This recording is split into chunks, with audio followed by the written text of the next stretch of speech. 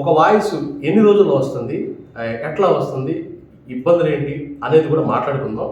కిరణ్ గారు, మీరు కూడా మీకు ఎలా అనిపిస్తుంది వాయిస్ ప్రాక్టీస్లో?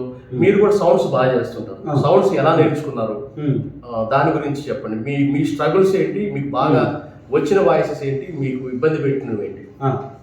ఇప్పుడు యాక్చువల్గా అయితే సౌండ్స్ వర్క్ నేను అప్పట్లో అంటే మిక్స్గా చేస్తాను. మా టైంలో ఎలా అంటే వాయిస్ని మెయిన్గా ఇప్పుడు నీలకంఠ గారు చెప్పినట్టుగా ఆ ఫ్లో అంటే ఎగ్జాక్ట్గా వాళ్ళ ఫ్లో అనేది పట్టుకొని కరెక్ట్గా ఎగ్జాక్ట్గా దింపడం అనేది కూడా నిజం చెప్పాలంటే చాలా టఫ్. సో ఆయన చెప్పినట్టుగా ఏంటంటే వాళ్ళని వీడియోస్ చూడాలి, చూసి వాళ్ళు వాడే పదాలు, వాడు వాడుతున్న మ్యానరిజమ్స్, వాళ్ళ బాడీ లాంగ్వేజ్ అక్కడే ల్యాకింగ్ అవుతుందండి. ఫర్ ఎగ్జాంపుల్ ఏదైనా వాయిస్ చేసినప్పుడు కానీ నాకు ఇక్కడ ల్యాకింగ్ వస్తుంటే గొంతు దగ్గర తీసుకెళ్ళేవాడిని. బట్ ఏమవుతుందంటే వాళ్ళ బాడీ ఇన్వాల్వ్మెంట్ అనేది నాకు ఎలా రావాలనేది కొంచెం స్ట్రగుల్ ఫేస్ చేశాను సార్. ఎలా తీసుకురావాలనేది నాకు కొంచెం టిప్స్ కావాలి. ఫర్ ఎగ్జాంపుల్ ఏదైనా మన ఈయన ఉన్నారు, ఆయన పేరు ఏది, మన వి హనుమంతరావు గారు చెప్పారు.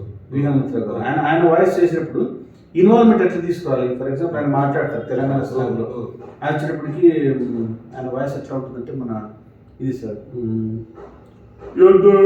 ఎందుకు ఇట్లా జరుగుతున్నది, అసలు ఏమో రాజ్యాంగం ప్రకారం పోతుందా ఏమన్నా మన సమాజం ఇట్లా కాదు అని చెప్పేది ఒకటి ప్రతి ఒక్క తెలుసుకోవాలి.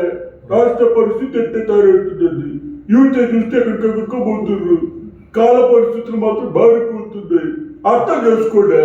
అంటే ఇక్కడ నాకు కొన్ని లోపాలు అయితే ఉన్నాయి, వాటి మీద సర్జరీ చేయండి సార్. అట్లాగా ఫస్ట్ మీరు ఆయన మూతి ఇలా ఉంటుంది కదా,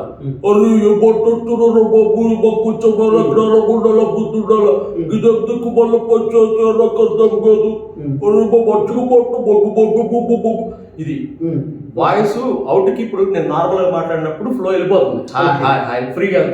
ఇక్కడ కంప్రెస్ అయ్యే వాయిస్ ఇక్కడ ఈ రౌండ్ లో నుంచి రావాలి అంట కదా.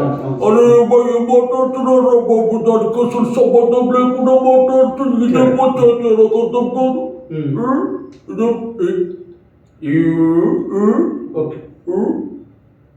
అలా అరే ఏం జరుగుతుంది, అరే ఏం జరుగుతుందమ్మాయి, రాష్ట్ర పరిస్థితి చూస్తే అధ్వానంగా తయారవుతుంది. ఈ పరిస్థితుల్లో నేను ఏడిపోవాలి, రేవంత్ రెడ్డి చెప్పినట్టు చేయాలా, లేకపోతే ప్రతిపక్ష పార్టీలకు కొమ్ము వేయాలా?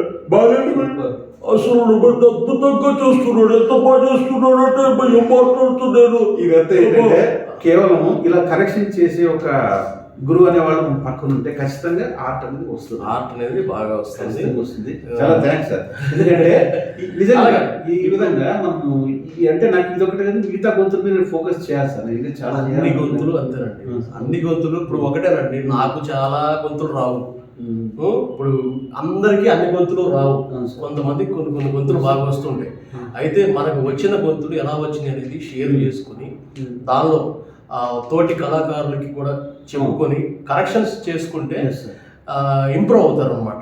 అది ఫైనల్ గా అల్టిమేట్ గా ఆ ఆడియన్స్ ని ఎంటర్టైన్ చేయాలి, వాళ్ళని రంజింపు చేయాలి. స్టేజ్ ఎక్కి మైక్ పట్టుకుంటే మనలో ఉన్నటువంటి లోపాలను సరి చేసుకుని ఆడియన్స్ ని మనం ఎంటర్టైన్ చేసుకోవాలి. ఈ మిమిక్రీ ఆర్టిస్టులు అందరూ కూడా కలిసి ఒక మంచి జర్నీ చేయాలనే నా ఉద్దేశం అన్నమాట. సో ఈ టిప్స్ చెప్పినంత వల్ల తరిగిపోయేది ఏం లేదు.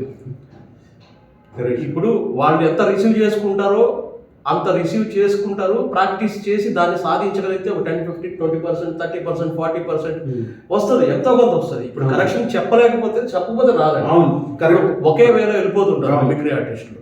సో అందుకని ఏంటంటే మన ఇక్కడ చాలా మంది మిమిక్రీ తెలియని వాళ్ళు కూడా సజెస్ట్ చేస్తుంటారు. వాళ్ళకి మిమిక్రీ చేయడం చేత కాదు, కాకపోతే కామెంట్స్ లో ఇది కొంచెం బేస్ ఉండాలి, ఇది కొంచెం తక్కువ ఉండాలి, కొన్ని మంచి కామెంట్స్ వస్తుంటాయి. అవి కూడా మనం అబ్జర్వ్ చేసుకోవాలి. ఓకే, ప్రతి దగ్గర నేర్చుకోవడానికే ఉండాలి. మనం ఇచ్చే విద్యార్థులు ఇక్కడ ఎవరో తోపులు కాదు. సో మనం ఒకరి దగ్గర ఒకరికి తెలియదు, ఒకటి నేర్చుకోవాలన్నమాట.